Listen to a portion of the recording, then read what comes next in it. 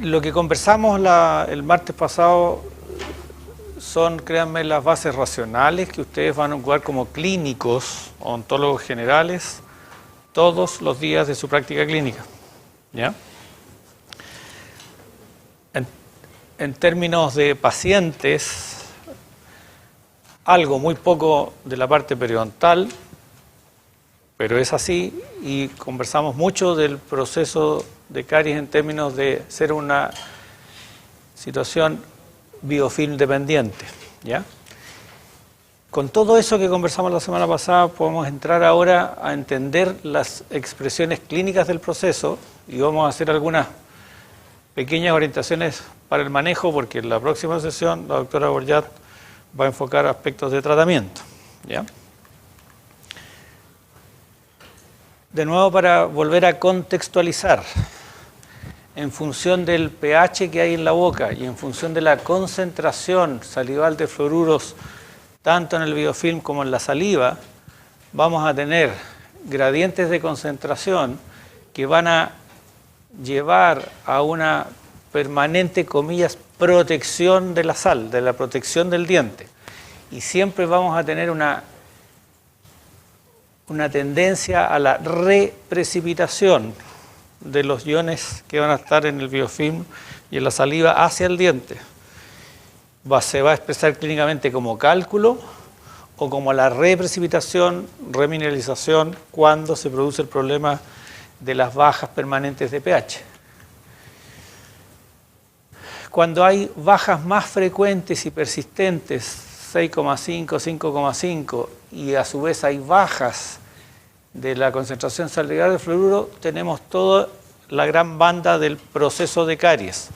Como la sal se empieza a ionizar, obviamente en forma muy lenta y cientos de miles de veces durante el ciclo de la vida, ¿ya? Y se empieza a expresar el proceso de caries.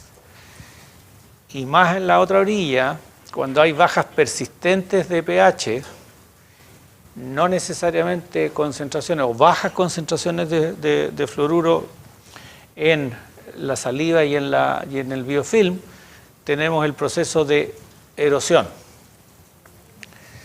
Este esquema es fundamental para entender la clínica que van a presentar nuestros pacientes en sus bocas. ¿Ya?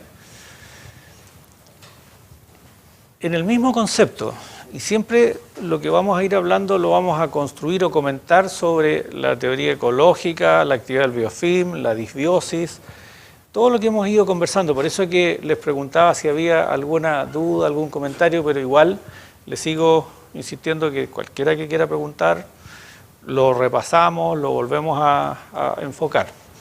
Entonces, está planteado que el proceso de caries en esencia es un proceso subclínico. Y lo que la gente conoce o habla, o los pacientes dicen tener, es la consecuencia del proceso. Entonces, parte el proceso de desmineralizaciones y en alguna medida empieza a hacerse visible con cientos de expresiones diferentes que los vamos a ir lentamente analizando para que ustedes se vayan familiarizando. Y dependiendo de cómo se haga la remoción de ese biofilm, ¿ya? Es como más temprano o más tarde o no se va a presentar clínicamente la expresión de caries. ¿Ya? Y es lo que comentábamos la vez pasada. ¿Por qué ustedes, un grupo diverso, no expresan clínicamente caries?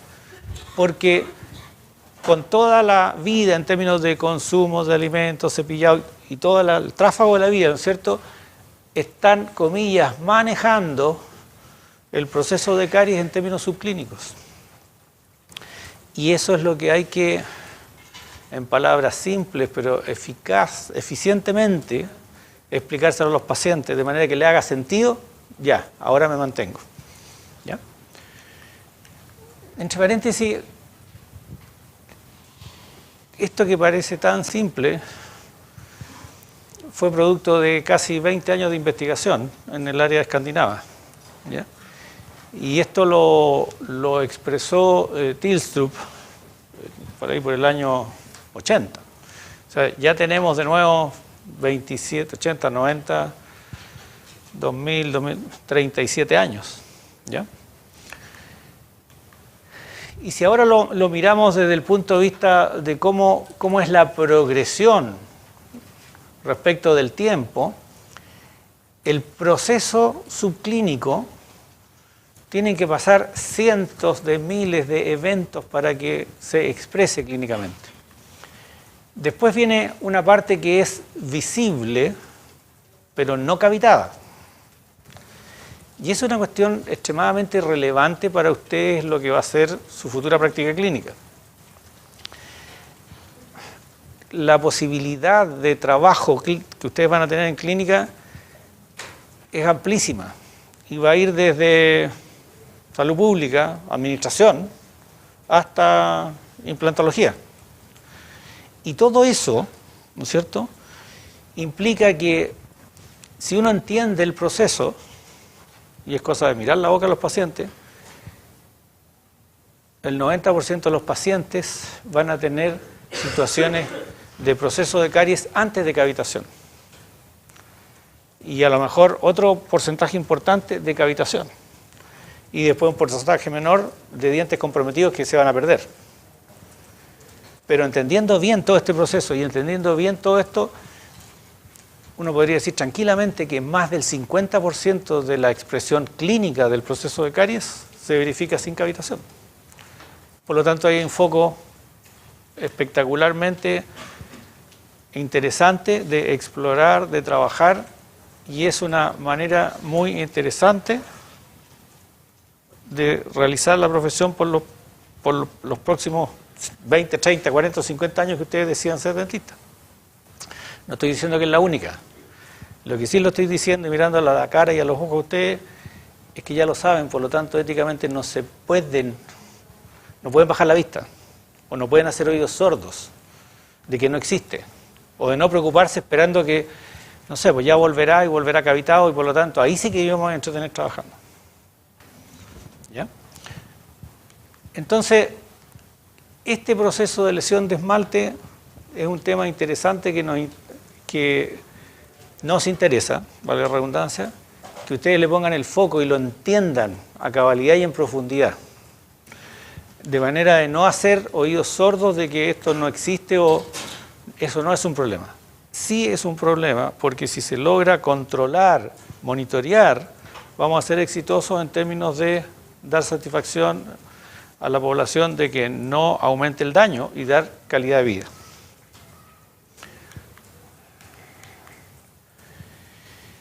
Y después viene todo el proceso de cavitación de caries, que es materia, ¿no es cierto?, de la operatoria, de la restauración, de la adhesión, y todo el gran capítulo que ustedes están partiendo y ya han visto en materiales dentales, van también en operatoria, en odontología preventiva, y que puede ser, de hecho, la práctica rutinaria diaria. Pero insisto que esta parte de aquí es bastante interesante. ¿Sí? Cuando estoy en la etapa subclínica de la caries y después paso a cavitación, no tengo cavitación, ¿se sigue necesitando miles de datos de pedazo para que empiece a avanzar o es más lento? Ya. Una pequeña precisión. De lo subclínico tú no pasas a cavitación, de lo subclínico pasas a la lesión. Al tiro te voy a contestar, pero era una precisión importante, ¿no es cierto? El proceso subclínico de la baja de pH y la reprecipitación tiene que pasar cientos, miles de veces, porque está mezclado el término de cómo es el cepillado, si es eficiente, si no es eficiente, la cantidad de frecuencia de consumo de azúcar, la cantidad, etcétera, etcétera. Pero todo eso te lleva a que en algún minuto baja, sube, baja, sube, se expresa clínicamente el proceso caries. Perfecto. Y después llega a cavitación, ¿ya? Una pregunta, comentario para todos. Antes, ¿por qué pasa de lesión a cavitación?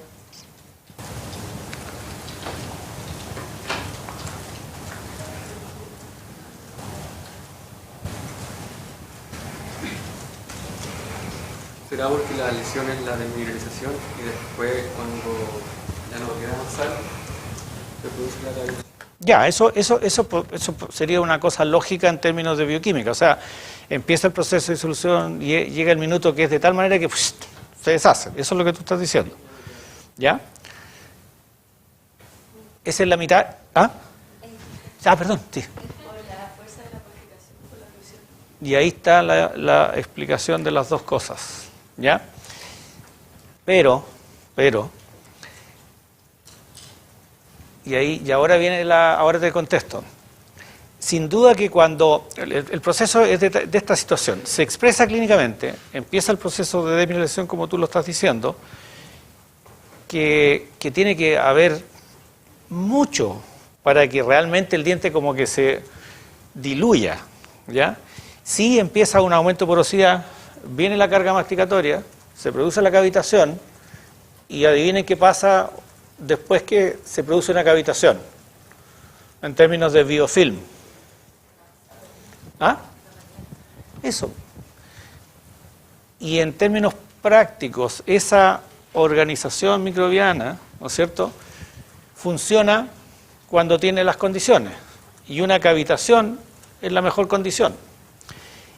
Y por lo tanto sigue el proceso de desmineralización, de consumo de azúcares, baja de pH, con la diferencia que en una cavitación está mucho más protegido. Es más difícil de remover. Por lo tanto, el proceso de la actividad de la baja es permanente de por vida. Lo que van cambiando son, digámoslo en términos simples, los nichos ecológicos que favorece que esa actividad del biofilm sea más activa, o dicho también de otra manera, o la contraparte es que siendo un biofilm activo, estable, si yo no lo puedo remover, desorganizar, va a tener mayor actividad metabólica y por lo tanto va a favorecer más baja de pH, etc. ¿Ahora se entendió? Bien. ¿Y por qué insisto en que esta parte de aquí es importante? Si ya se los dije, perdóname, pero es que he tenido tantas cosas de caries en la cabeza entre la semana pasada y antepasada. Estuve en Ovalle un día y medio hablando de caries a muchos colegas, el jueves pasado en cuarto año y ahora con usted, y no sé quién le dije a qué. Así que si de repente ya se los dije, usted ya lo dijo. ¿Por qué es tan importante esta parte de la lesión de esmalte? Porque clínicamente, y ustedes en la medida que vayan viendo pacientes, se van a dar cuenta que una vez que se expresa clínicamente el proceso, no necesariamente tiene que pasar a cavitación. Y usemos los mismos dos elementos que ustedes dijeron. Controlo la desorganización del biofilm, por lo tanto, bajo la frecuencia de desmineralización, reprecipito, ¿ya? La masticación no es suficiente para poder hacer la masticación y por tanto la ruptura de la integralidad del diente, y viene el proceso de control y de reprecipitación, y estas lesiones permanecen estables de por vida. Cuando ustedes vayan a la clínica y vean dientes que no están los vecinos, lo primero que van a ver en proximal son lesiones cafés. Y eso es que el proceso de caries, producto del control de los factores de riesgo, se detuvo. Y ahora viene lo interesante. Hace muy poco salió en el Journal of Dental Research una revisión sistemática que por primera vez asociaba de una manera bastante potente la permanencia de dientes con la ausencia de signos degenerativos como Alzheimer o demencia senil. Dicho de otra manera, quien llegue, ustedes están re lejos, porque no tienen, a lo mejor ni siquiera se han dado cuenta cómo ha pasado la vida en ustedes, pero el ciclo vital va a llegar inexorablemente. Y lo que está diciendo ese estudio es que la gente que pierde dientes más temprano tiene más posibilidades de terminar con Alzheimer o con demencia senil. Y eso es calidad de vida. Se supone que la masticación es un efecto activador de miles de cosas. Y eso permitiría mantener una función. ¿Ya? Y tanto es así, y tan potente es ese mensaje, que el Estado de Japón hizo un programa de aquí al 2030, tengo entendido, que se llama 80-20.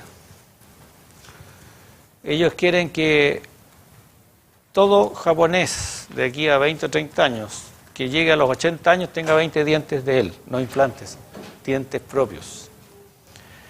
Porque está esa convicción. Ahora, ¿vamos a morir? Sí. ¿El ciclo vital es inexorable? Sí. Pero otro cuento es cómo vamos manteniendo calidad de vida. Entonces, esto es una cuestión que es de lo filosófico a lo teórico, a lo práctico, a lo administrativo, lo que quieran. Es extremadamente potente y uno no se puede sustraer de ese conocimiento. A propósito de ciclo vital, ¿ya? Ustedes van como por ahí, ¿ya? Yo ya voy como por ahí, ¿ya? Y a todos nos va a pasar. Y lo irrelevante, y también es otra cosa, otro elemento que probablemente les va a quedar un poco suelto esta pieza del rompecabezas, pero ojalá que cuando estén en la clínica se acuerden.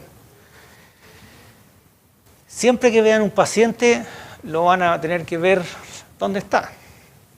Por lo tanto, vamos a ver bocas, dientes, mucosas, esmaltes, en función de cuánto tiempo, lo voy a decir en términos simpáticos,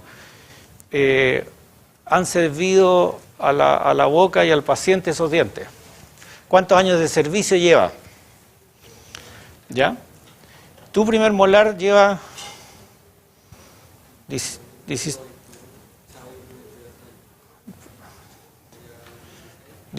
años de servicio en la boca. Mi primer molar, 62 menos 6, lleva 50 y algo años de servicio en la boca. ¿Van a ser iguales cuando los diagnostiquemos?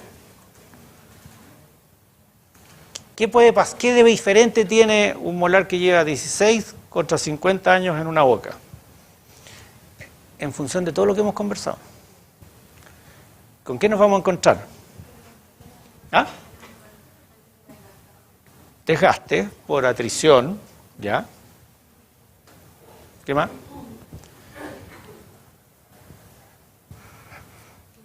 Arrugado. ¿Ah? El color sí, ¿y por qué? ¿Qué de la dentina? La dentina, o sea, porque en rigor estricto, porque yo soy viejito, tengo una dentina más café. Las reacciones de probablemente la esclerosis producto de algún proceso de caries detenido o activo que puede expresarse por un lado. ¿Qué más? ¿Han visto alguna vez una persona de tercera edad sus bocas, sus dientes? ¿O los dientes de ustedes? ¿Alguno de ustedes tiene rasgos de fractura en el esmalte? ¿En los molares o en los dientes? Yo les garantizo que todos ustedes. ¿Se han hecho examen entre ustedes o no? ¿Y? Esos cracks efectivamente van tiñendo, ¿ya? Entonces, ¿y el proceso de caries es el mismo, no? ¿En él que en mi boca? ¿En la boca de él que en la boca mía? ¿Por qué no? ¿O por qué sí? Es el mismo, excepto, ¿no es cierto? De acuerdo, pero ¿qué varía? ¿Ah? En términos de ambiente. Es que viene por la saliva, ¿qué de la saliva? Y si yo estuviera sano, y él, por ejemplo, es un ejemplo, él estuviera en este minuto tomando antidepresivos o alguna otra situación particular que le baje la saliva a él, ¿quién es el que va a estar en más riesgo?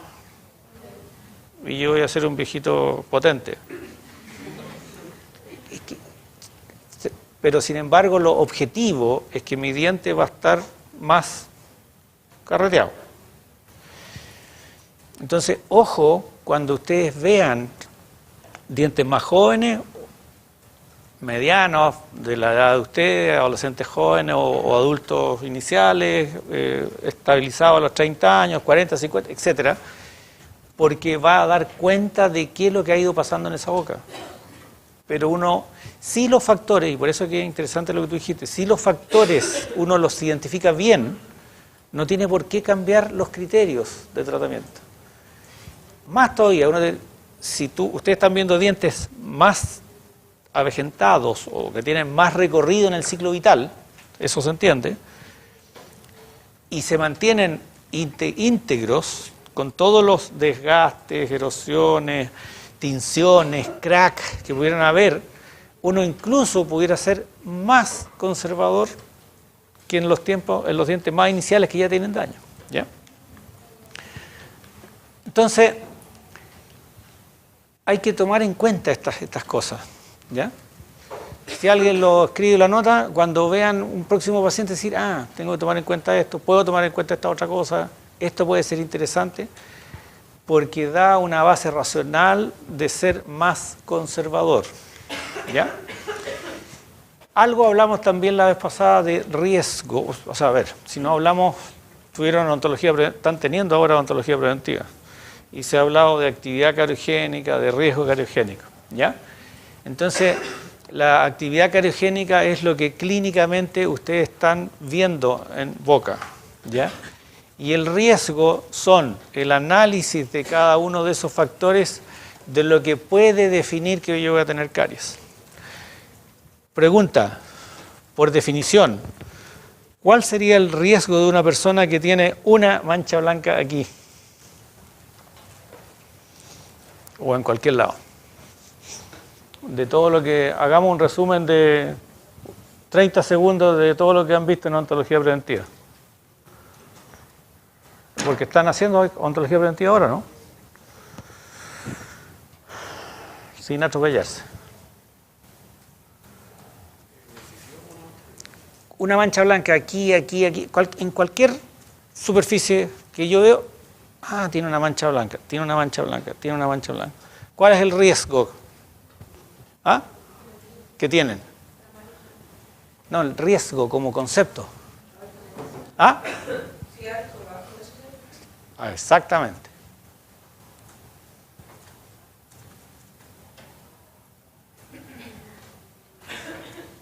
Ya que tú lo preguntaste, contéstame. ¿Sí? ¿Ese bajo es como aseveración o pregunta? ¿No lo tienes claro? Bien. ¿Alguien? ¿Sí? Yo creo que es alto porque hay una expresión de la... Ya. ¿Votemos? ¿Alguien piensa que, ya que está perfecto lo que tú dijiste, no lo tengo claro y hay que aclararlo? Tú dices, el solo hecho de que haya una mancha blanca ya por sí es alto porque ya se expresó el proceso de caries. ¿Alguien cree o puede sostener que una mancha blanca es riesgo bajo? Depende de la persona, en verdad, que pueda cerrar bien la información que me des, si puede ser alto. De acuerdo, pero sigue siendo objetivo que tiene una mancha blanca. Ahí hay una cuestión que conceptualmente la quisiera poner en el tapete. ¿Qué es riesgo? La probabilidad de que ocurra algo, ¿ya? Producto de una serie de factores que se conjuguen. 2 puntos. Si ocurrió, ¿qué pasó con ese riesgo? O sí, es alto. Porque no es azar o casualidad o mire, siempre hay una excepción. O sea, ahí hay una cuestión que es fundamental que ustedes entiendan. Si ustedes están viendo pacientes que expresan caries, aunque sea con una sola lesión, ese paciente así, póngale la firma y todos los timbres que corresponde, que es un paciente de alto riesgo. Entonces lo que hay que hacer es ir de hacha, pero a identificar cada uno de los factores. Y no hay que perder mucho tiempo diciendo, ¿será de alto o será de bajo riesgo? No sé si con ese comentario te quedó un poco más claro, y si no está claro, no están convencidos, discútanlo entre ustedes, pero definido el riesgo como posibilidad de, si se expresó el problema, ya es un alto riesgo, ¿ya? Porque finalmente el alto riesgo, la identificación del alto riesgo, es lo que a ustedes y a todos nosotros nos determina cuáles son los elementos de juicio que tenemos que tomar para tomar decisiones diagnósticas y decisiones de tratamiento. Veo que se expresó, digo, el diagnóstico, esto es caries activa, detenida en términos de lesión. Ok, ¿qué hago? ¿Cuál es el paso siguiente de eso? Tomo decisiones terapéuticas.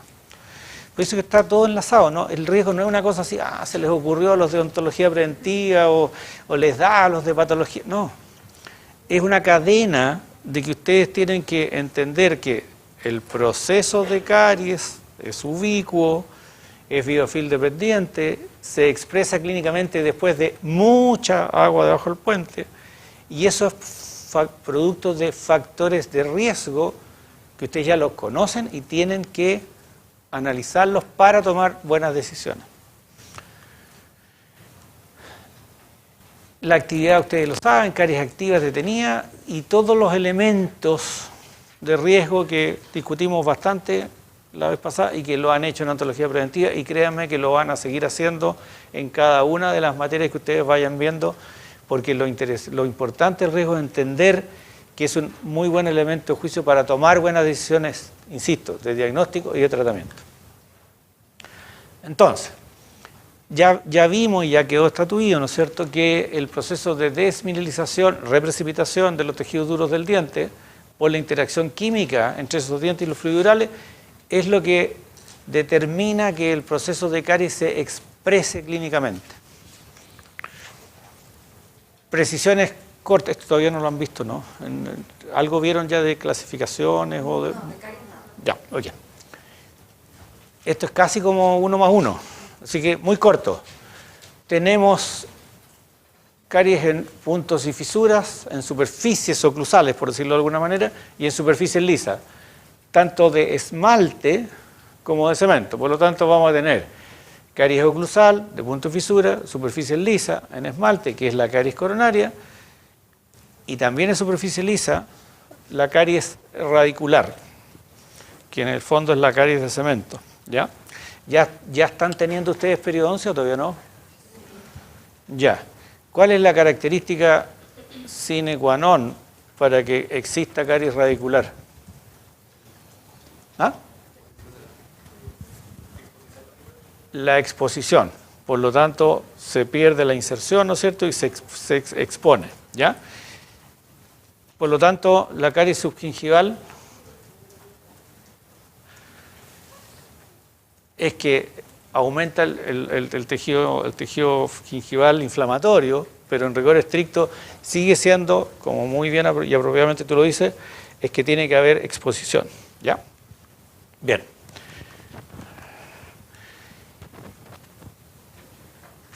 La lesión en el esmalte, perdón, en la formación del esmalte, la dentina primaria y secundaria es una expresión fisiológica. ¿Cuál es la diferencia entre la dentina primaria y secundaria?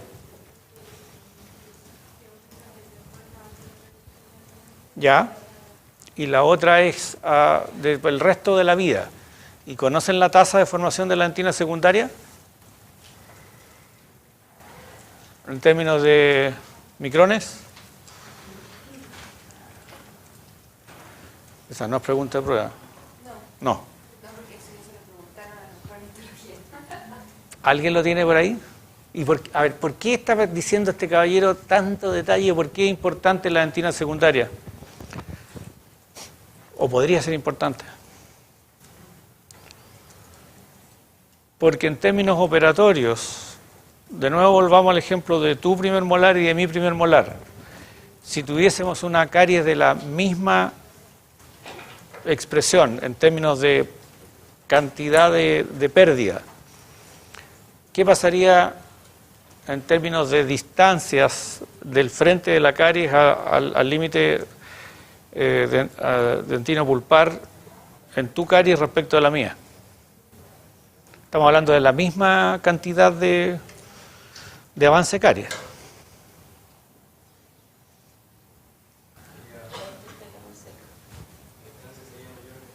Exactamente. Muy lentamente por la dentina secundaria, ¿ya? Y además, si el proceso de caries yo lo he tenido activo o detenido muy largo en el tiempo, ¿qué es lo que voy a tener? Dentina terciaria tubular. Es decir, voy a tener la reacción, la separación que hay y que efectivamente va a ser vía odontoblastos. ¿Eso se entiende? Cuando el proceso de caries es demasiado agresivo, se produce muerte de los odontoblastos y lo que hay es que se sigue produciendo dentina terciaria, pero esta vez técnicamente es como osteodentina.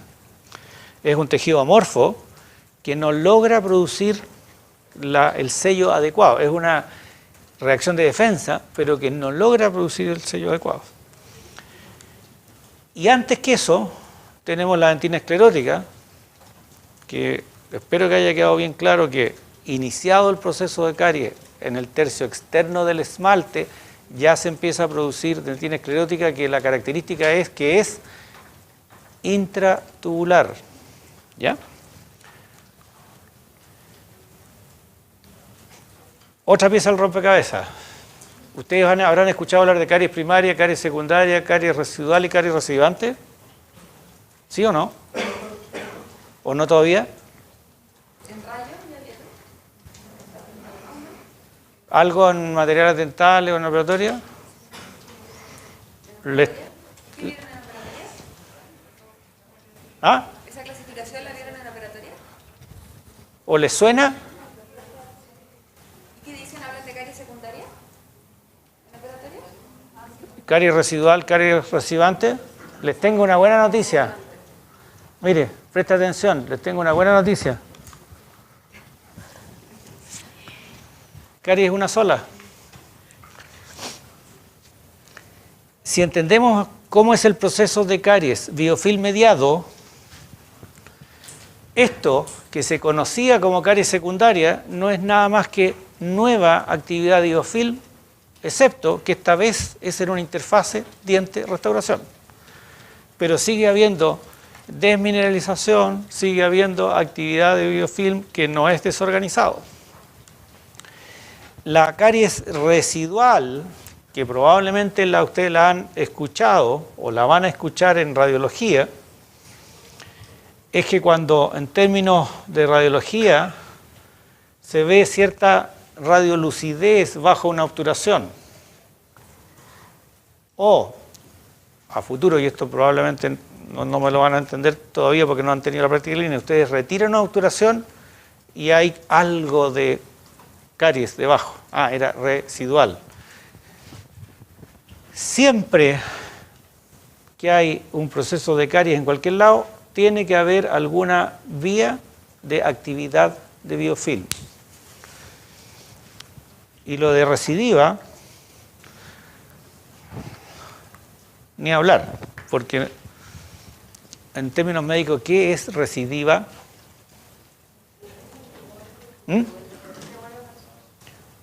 Pero vuelve a aparecer ¿dónde?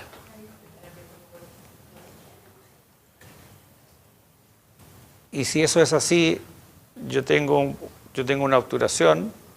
Originalmente la caries, ¿dónde era? En el lugar donde hay biofilm activo, en una superficie oclusal o en una superficie proximal. Se cavitó entre la desmineralización y la carga masticatoria. Se eliminó la caries, se obturó. ¿Qué sería recidiva? ¿Que vuelve a aparecer en el mismo lugar si ya hay una obturación? Alrededor. Sería secundaria. Y tampoco secundaria porque el rigor estricto que es nueva actividad de biofilm. Lo que quiero decir, y corto, es que no se pierdan en la nomenclatura y respiren profundo, cuando le diga defina la caries como secundaria residual o residuante, porque en rigor estricto es nueva actividad de biofilm que está expresando caries clínicamente. Una podrá ser alrededor de una obturación, esta debajo de la obturación y esta es lo mismo, por lo tanto, proceso de caries activo, biofilm mediado. Keep it simple. Cuando, de nuevo, desmineralización, carga masticatoria, cavitación, empieza el flujo de bacterias, ácidos, toxinas, todo el proceso bioquímico que implica el biofilm. Este es el límite amelodentina, este es el límite dentino-pulpar. Esta situación de, comillas, normalidad es del libro. Si entendemos que los dientes están en un ambiente y están sujetos al proceso de desmineralización, reprecipitación de por vida, vamos a tener muy lentamente un proceso normal de esclerosis dentinaria, más visible, menos visible, pero es el ciclo vital del diente, porque por lo demás es el factor de seguridad que tiene para mantener y preservar la vitalidad de los odontoblastos. Cuando los procesos de caries son demasiado agresivos, muy rápidos, se produce el concepto de tracto muerto. Seguramente esto lo van a ver en endodoncia, ¿ya? Es que cuando están eliminando caries está cero dolor, cero sensibilidad, blando y muy, muy hediondo. Es que sencillamente eso es un pasadizo, ¿ya? Cada vez menos estamos viendo tractos muertos en la clínica, ¿ya? Pero efectivamente hay ciertas situaciones que fue tan rápido o tan para el paciente insensible el proceso que no se da cuenta que el diente está en términos pulpares necróticos, que se produce esa situación y hay pasos a raudales ahí. Pero esto es lo interesante, yo diría que hay que focalizarse ahí y ahí, ¿no es cierto? Es que si tenemos una situación de actividad lenta, el organismo reacciona y vía odontoblastos logra generar una dentina terciaria, una dentina reparativa tubular, producida por odontoblastos. Y ahora se está diferenciando cada vez en forma más clara que cuando este proceso es demasiado agresivo, se vuelve a producir eso, pero no es por odontoblastos, porque los odontoblastos no se reclutan, no vuelven a aparecer. Son células que tienen un solo ciclo vital. Se forman, secretan, maduros, mueren. Ustedes conocen la definición de apoptosis, ¿o no? Correcto. Los odontoblastos están sujetos, como cualquier célula del organismo, a la apoptosis. Y esa apoptosis, ¿ya?, se ve fuertemente influenciada por la actividad de esa caries, la agresividad de esa caries, ¿ya? Por lo tanto, si se produce la apoptosis, la muerte celular de esos odontoblastos en forma muy temprana, producto de la agresión del proceso caries, el diente reacciona, pero reacciona como puede, desde las células mesenquimáticas que se diferencian e intentan poner cierto grado de barrera, ¿ya? Esto es bastante interesante porque antes se eliminaba todo el proceso caries, o sea, hasta que quedara duro, ¿ya? Producía la muerte de los odontoblastos y lo que había era una barrera de reparación bastante imperfecta, ¿ya? En cambio, si uno hace el proceso de eliminación y trata de mantener la mayor cantidad posible de dentina esclerótica, ni siquiera se va a formar la reacción de los odontoblastos aquí, o muy poco. Entonces el foco ahora lo estamos poniendo arriba, en el biofilm, en eliminar esa actividad de biofilm de manera que el diente reaccione como corresponde. Y en términos histológicos, ¿cuál de esas dentinas sería más efectiva para el control interno o propio del diente contra el efecto? La esclerótica o la reparativa. Pregunta de prueba que van a contestar todos. Prueba que van a contestar todos ahora ya. ¿Cuál es la medicina más eficiente en términos defensivos? Y la que uno debería promover con la terapia al mismo tiempo. ¿Ah? ¿Por qué? ¿Por qué la esclerótica? ¿Por qué? Porque es intratubular y produce un sello absolutamente hermético. ¿Y cómo se produce y a dónde está la dentina esclerótica? ¿Más cercano al límite amelodentinario o del dentino pulpar? ¿Ah? ¿Hacia arriba? Ya. Hacia dentina, pero en rigor, pero sigo preguntando. A ver, debajo mío está la pulpa, arriba del techo está el esmalte, nosotros somos dentina. ¿Dónde está la esclerosis dentinaria? ¿Hacia el piso? ¿Quién vota para el piso? Tú, que fue la que dijiste. ¿Quién más? ¿Y hacia el techo? Y el resto, paso. Es que estas son cuestiones que tienen que tener claridad, porque después cuando la doctora Borjat lo pregunte en la prueba, va a decir,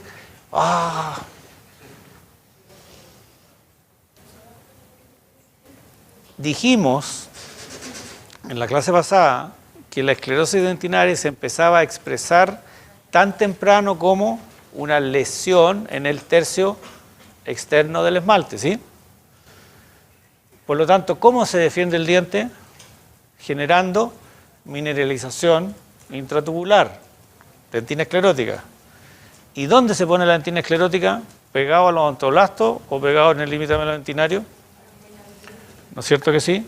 Porque eso es lo que hace que va produciendo el sello, de manera de que el odontoblasto o la capa odontoblástica se relaje y diga, ya, se acabó el peligro, ahora nos podemos relajar.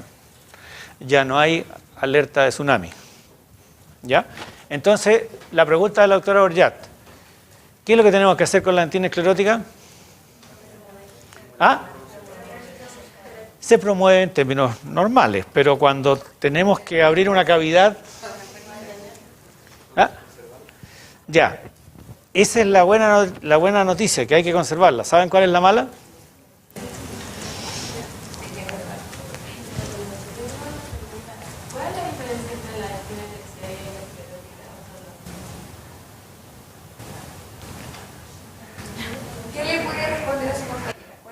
Está bien, no, está bien la pregunta, pero creo que en los últimos 10 minutos lo conversamos con absoluta... ¿Ya? ¿Que la anotaste ahora mismo? ¿Ya?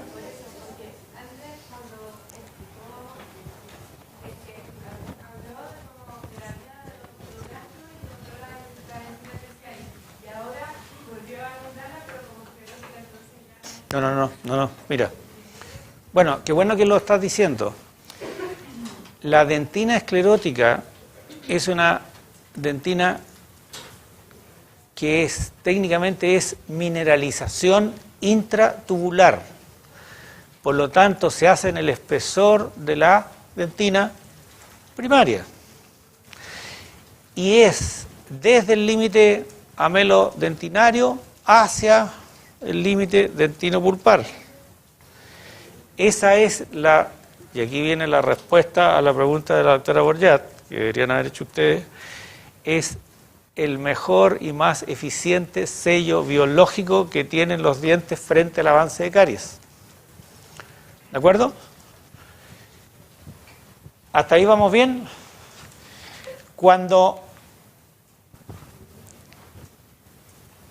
se sobrepasa esta barrera, se forma o no se forma dentina esclerótica, hay desorganización de la dentina, hay necrosis, hay dentina infectada, dentina afectada, la dentina terciaria se expresa de dos maneras, o mejor dicho, la podemos clasificar de dos maneras.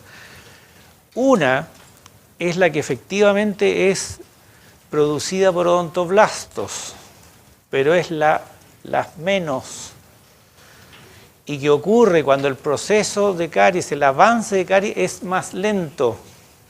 Por lo tanto, el organismo tiene tiempo de aponer defensa, porque ya no tiene la defensa de la mineralización intratubular. Ahora quedó un poco más claro, o todavía hay alguna duda. ¿Ya?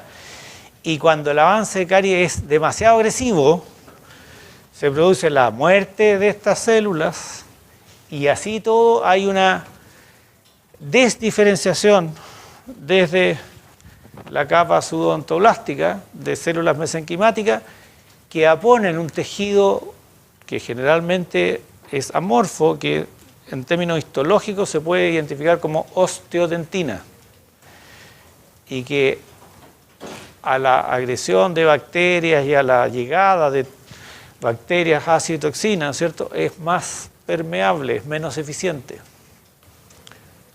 ¿Sí? ¿Ahí el odontoblasto en la línea reparativa sufre algún trauma igual? ¿O solo se...?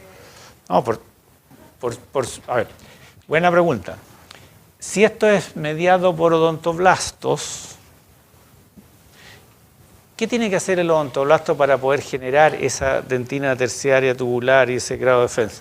En términos metabólicos, si hay alguna imprecisión, por favor, vayan corrigiéndome, Rodrigo y Marjorie. ¿Qué pasa cuando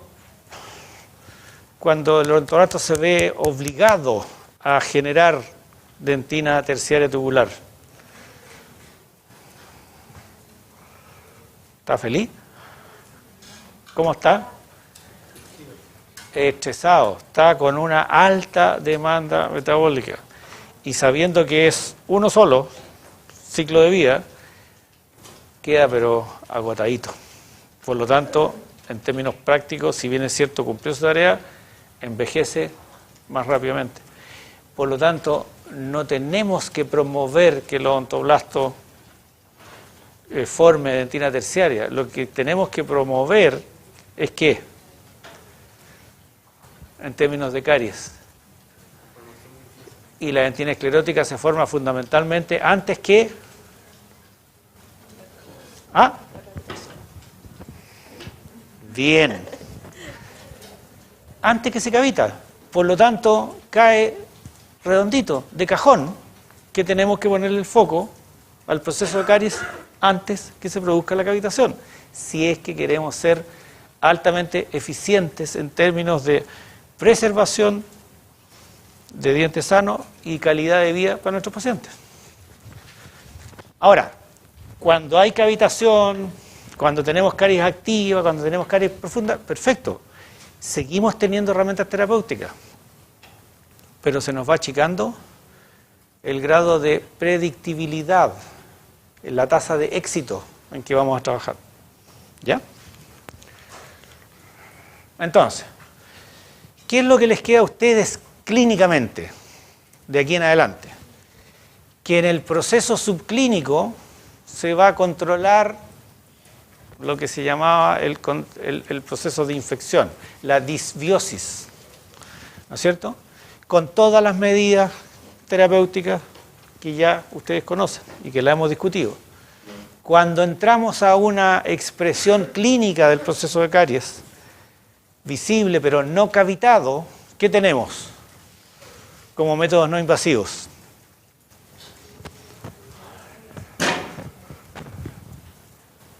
¿Qué tenemos? Estoy aquí. Sí.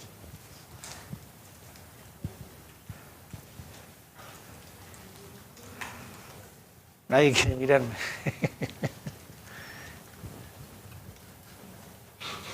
¿Qué tenemos como métodos no invasivos? ¿Ah? El control mecánico del biofilm, bien. ¿Ah? Sí, pero lleguemos hasta ahí. ¿Se puede hacer un control químico del biofilm? ¿Había consideración de todo lo que se sabe hoy del biofilm?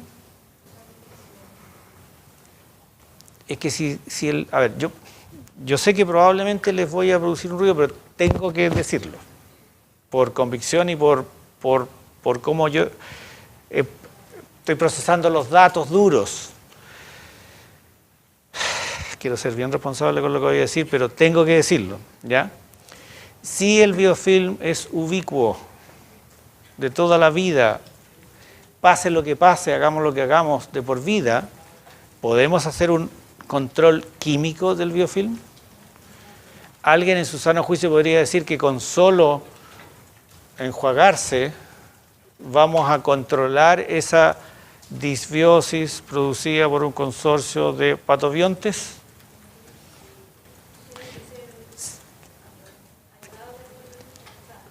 Mejor, espérate, no vaya tan rápido.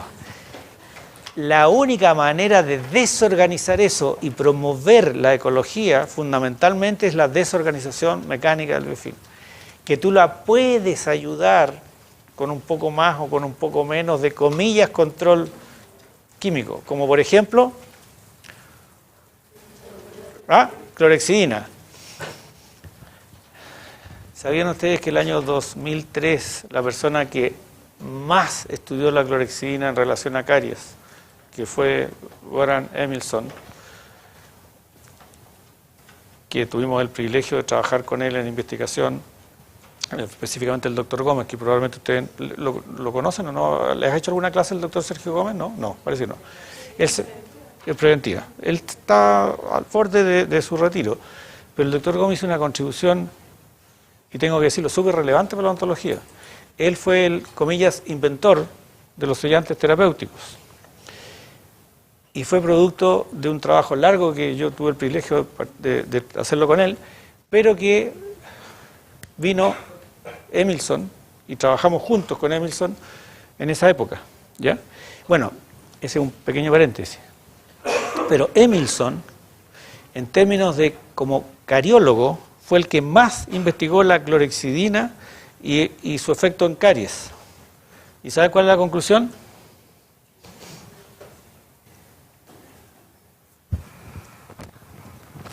¿Saben lo que es esto? Cero, huevo, nada. Lo digo responsablemente. No tiene nada que ver la clorexidina en protección de caries. Sí, probablemente, en términos de que impide o retrasa las cargas eléctricas, en términos de adhesión en el tejido gingival, ¿ya? O en los sacos, pero en el área periodontal, y así todo con algún grado de discusión. No me voy a meter en la parte periodontal, pero en la parte caries, propiamente tal, si ustedes quieren decir, un ejemplo, ¿tiene usted que usar clorexidina 3 veces al día y con eso no va a tener caries? Wrong, pero wrong. Entonces, volvamos. Remoción o desorganización del biofilm. El que quiera usar agüita de las Carmelitas o colonia o clorexidina para al aliento, perfecto, bien. Y quedan dos, a lo menos, fundamentales de métodos no invasivos. La fluorterapia a través de una pasta de flúor adecuada, que en función del riesgo de la actividad va a ser la normal de 1400, la de 2500, la de 5000 o el barniz, ¿correcto? Sellantes. Y obviamente la educación en todo lo que implica el cambio de hábitos y el decir, oye, ábrete a una posibilidad de un estilo de vida en términos de dientes un poquito más saludable, ¿ya? Flúor sellantes básicamente. Y después lo que implica eliminar la menor cantidad de tejido. ¿Para qué? ¿Cuál es la razón de hacer una obturación? Con todo lo que hemos hablado, a pesar de que ustedes no tienen la clínica, pero si hay alguien que esté ahí prendido me podría decir al tiro. ¿Cuál es la razón por la que entonces, dado toda esta cosa, tenemos que obturar?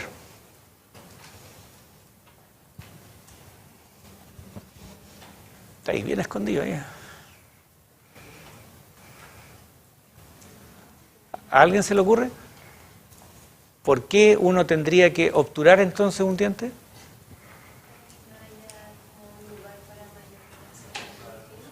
Ya, para para eliminar esa actividad ecológica del biofilm, para restaurar la función también. Pero fundamentalmente, y está correcto, muy correcto lo que ustedes están diciendo, la gran razón en términos conceptuales para hacer una obturación es que el paciente no puede desorganizar ese biofilm, por lo tanto esperamos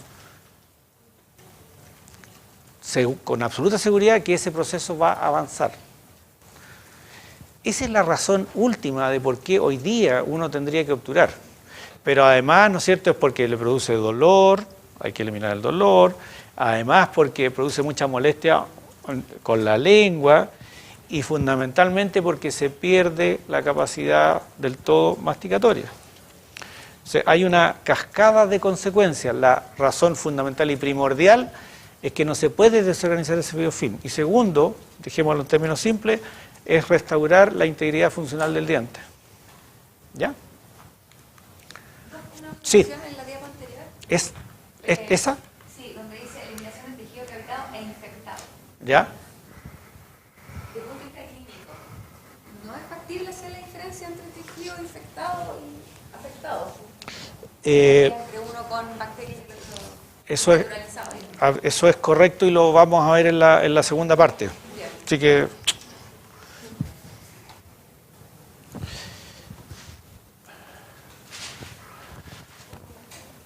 vamos a las bocas ahora. Nadie tiene duda que eso es caries, ¿no es cierto?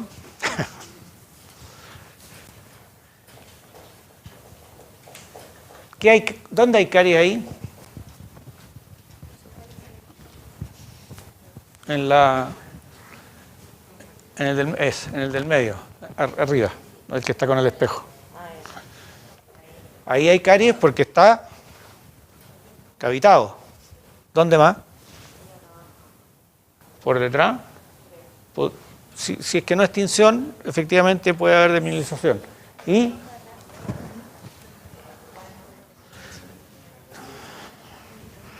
En esa misma boca.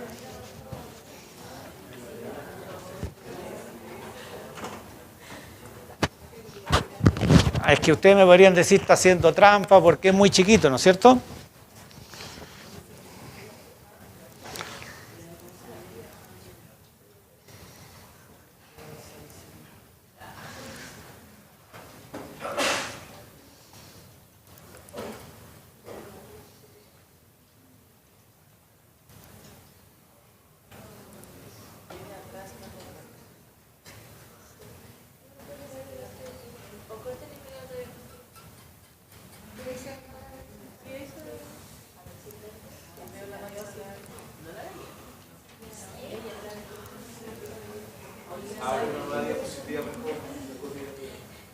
Tiene razón.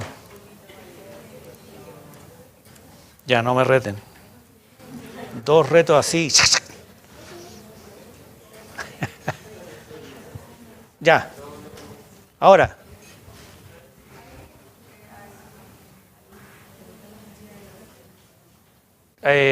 Y marcaste todo el diente. Trata de decir dónde. Ahí. ¿Están de acuerdo que el área cervical en todo el borde está? Y marcaste el lateral. Ya. ¿Cómo se puede en esta etapa identificar que eso es proceso de caries? Clínicamente.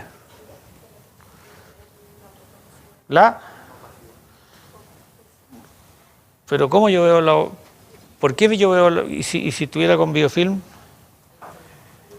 Ya, pues, entonces gritar sin repetir ni equivocarse. Lo primero que tenemos que hacer es hacer una buena profilaxis. Ahí vamos a poder ver lo que tú estás diciendo. ¿Cómo está la textura? ¿Y cuál es la otra medida para poder identificar si el proceso es de caries o es otra cosa, de hipomineralización o fluorosis o lo que sea? Cuando uno lo seca, en caries, es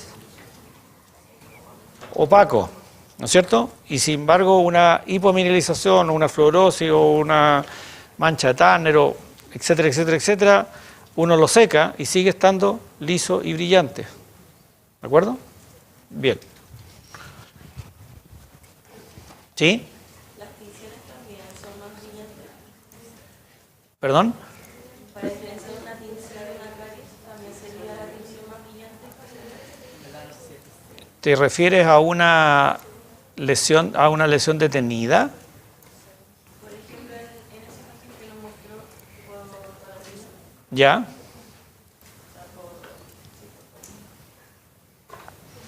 Que diferenciar ese diente de la tinción o caries.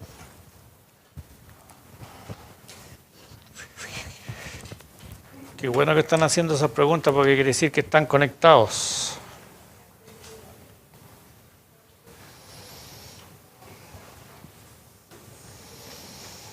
¿Cómo diferencio tinción o caries? Primero, si tengo integridad.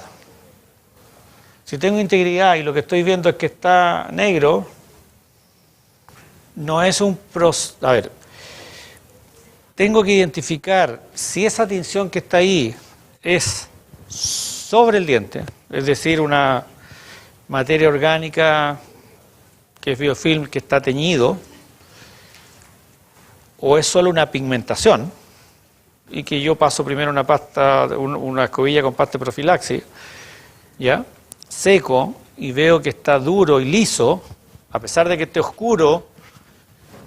Mire lo que estoy diciendo. Veo una tinción, uso pasta profiláctica, lavo, seco, y veo que está duro y liso, pero sigue estando teñido. ¿Qué es eso?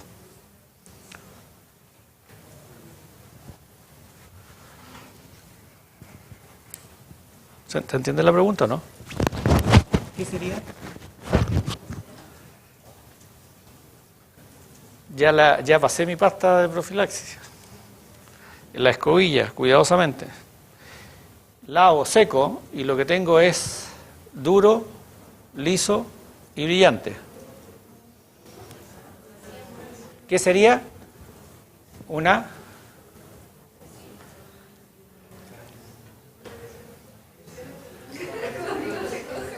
¿Ah?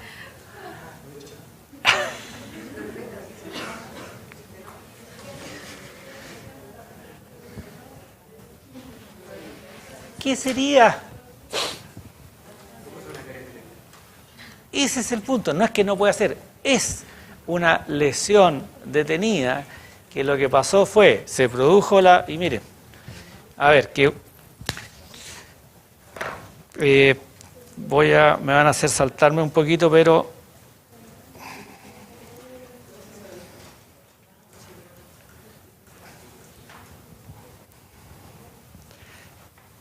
eso es un proceso de caries en una superficie proximal, ¿ya? Que está definido en términos de dureza, como lo hablamos y todo, y que siempre la capa más superficial es más dura por el proceso de ¿Está malo entonces ahí? Arreglémoslo. Reprecipitación. Entonces, ante esto, súper buena pregunta. Yo tengo una tinción. ¿Cómo lo hago en términos de diagnóstico diferencial? Hago mi pasta profiláctis, pulo cuidadosamente, lavo, seco, ilumino y veo que está la capa superficial dura, brillante, lisa, pero sigue café. Por lo tanto,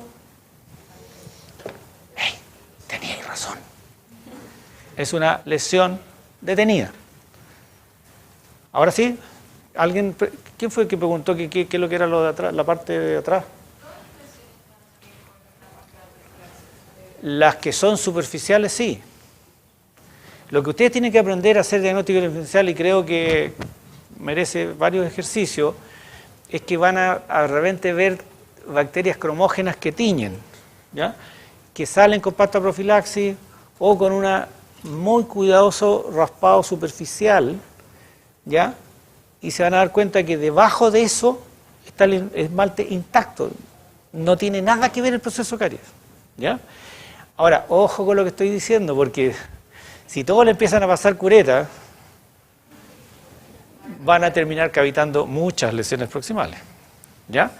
Pero yo creo que esa pregunta tuya es, cuando ustedes vean una tinción, coméntenlo, pregúntenle al docente que esté ahí, ¿no es cierto? Y va a haber una aproximación lógica. Primero, 0. Lavar, hacer una parte profiláctica, pulir, secar, iluminar, y ahí veo. ¿Tengo el proceso de desmineralización?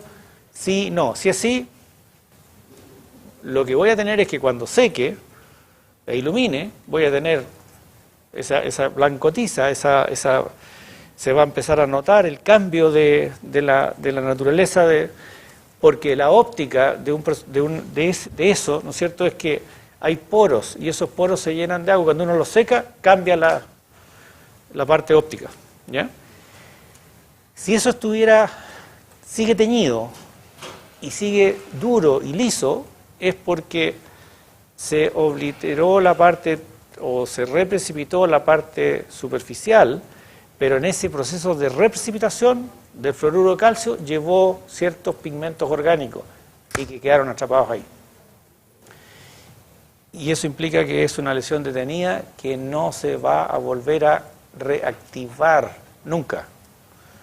A lo más podrá haber una nueva actividad de biofilm alrededor de esa.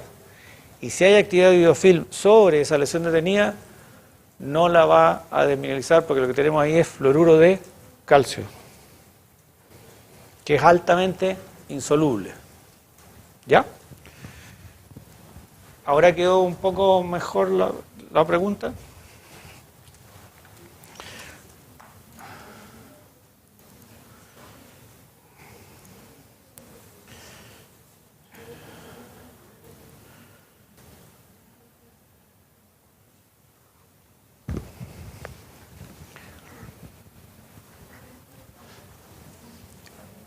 Ustedes van a ver lo que incluso lo que no se les haya ocurrido en términos de expresión clínica de lo que tenemos en la boca. ¿Qué es lo interesante aquí? ¿Cuál es la clínica del proceso de caries? Desde la aparición muy temprana de la primera mancha blanca hasta la cavitación, hasta la destrucción. Ya lo vimos. El diagnóstico diferencial con alteraciones del desarrollo del esmalte. ¿Ya? ¿Cuáles serían alteraciones del desarrollo o de la mineralización del esmalte? Ya lo vieron. Por lo tanto, repasemos, muy corto. Que en términos de caries, o sí, tenemos que hacer diagnóstico diferencial. Hipoplasias, fluorosis, tinciones. ¿Vamos bien? Faltan 9.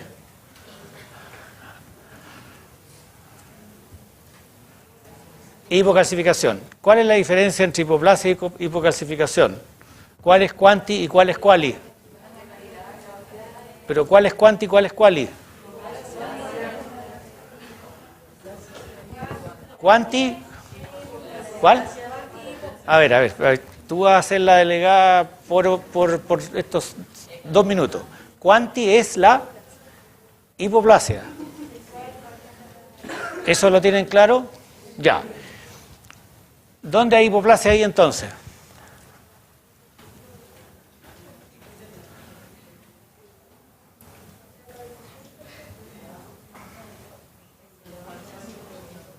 En ninguna.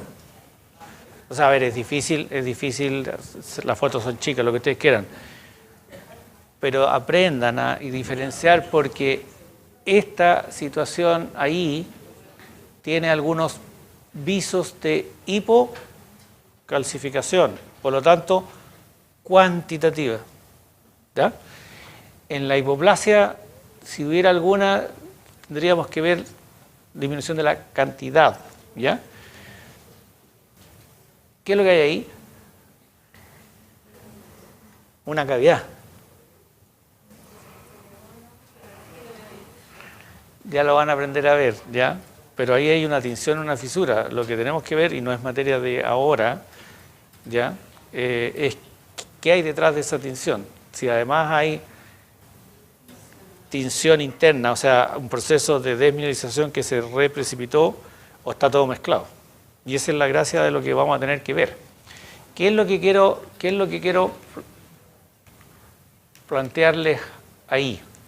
Lo que quiero plantearles es que el proceso de caries siempre se va a partir expresando como lesión y después, producto de la desmineralización y la carga masticatoria, tanto en oclusal como proximal, pasa a cavitación.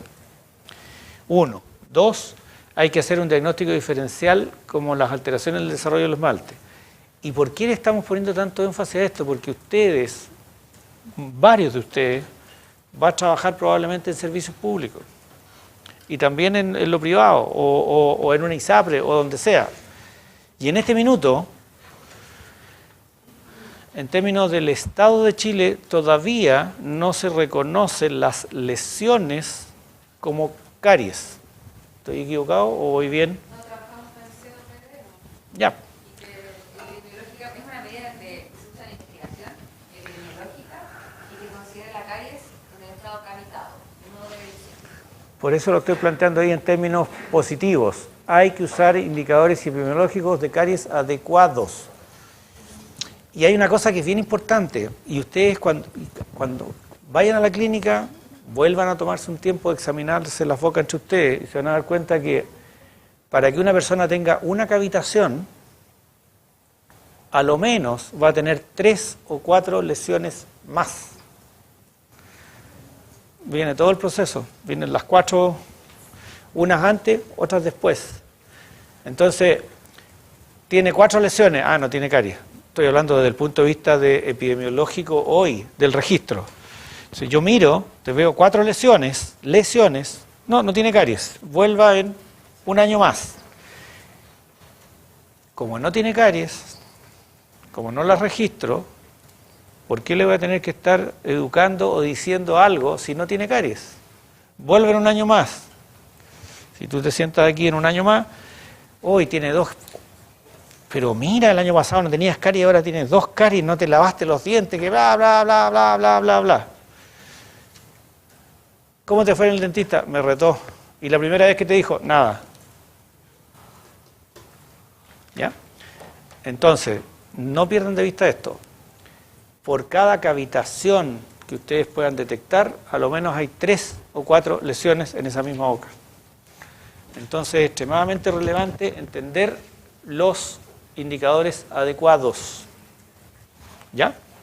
Además, tiene en consideración que la población todavía está muy arraigado con ese mito de que tú tienes los dientes malos, ¿no? Que toda mi familia tiene los dientes malos, de que estaba haciendo un diagnóstico de amelogénesis imperfecta, ¿cierto? Y mira, este paciente no tiene alteraciones genéticas, y sin embargo te va a decir, no, que toda mi familia tiene los dientes malos, entonces yo haga lo que haga, no pasa nada.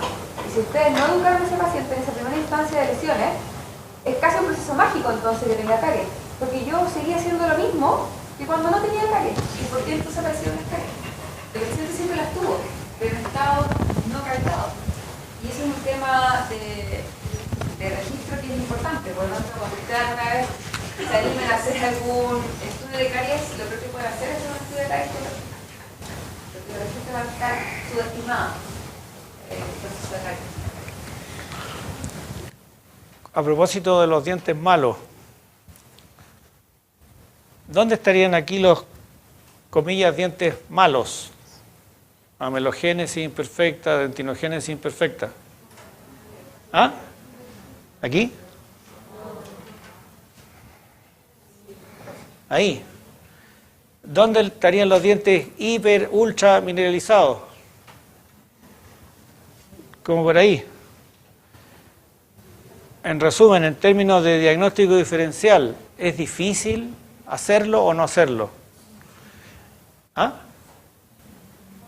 ¿Sí o no?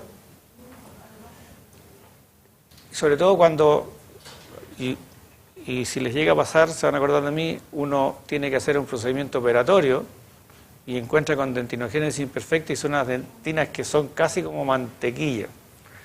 Hace unas muy buenas obturaciones y a la 2 años, 3 años, todo desgranado, ¿ya? Entonces, los, comillas, dientes malos o familias de dientes malos son, ¿qué cosa?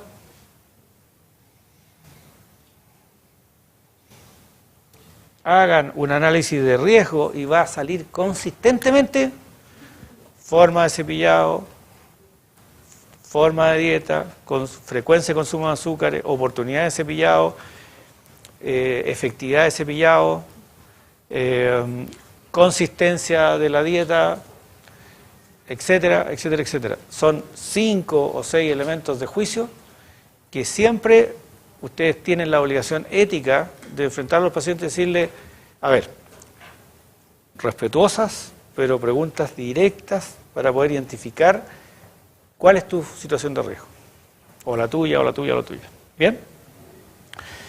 Ok. Son las 10:03. ¿A qué hora volvemos?